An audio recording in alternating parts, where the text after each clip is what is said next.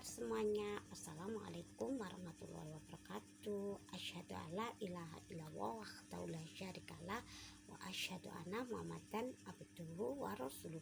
Amma ba'd.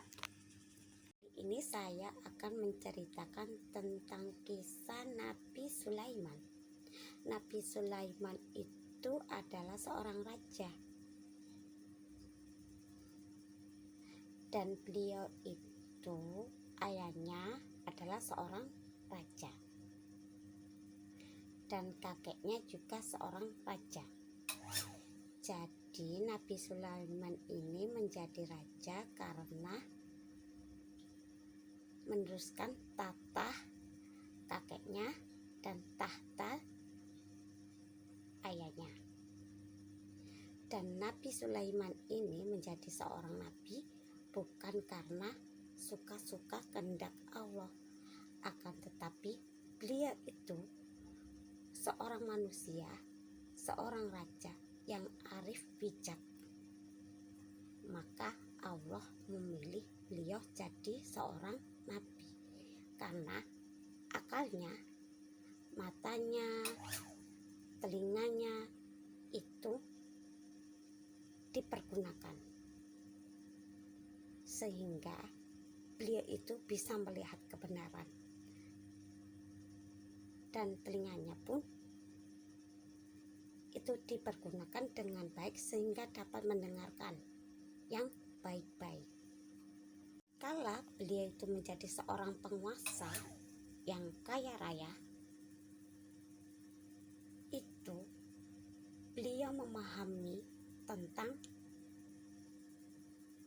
rakyat kecil, di antaranya yaitu kaum Samud. Kaum Samud itu bukan binatang semut.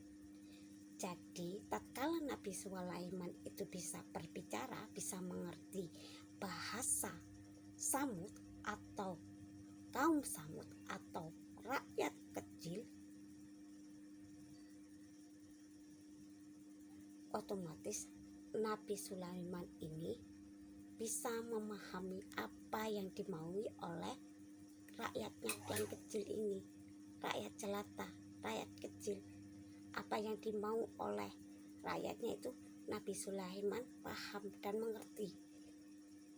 Makanya dinamakan mengerti bahasa Samud, kaum kecil.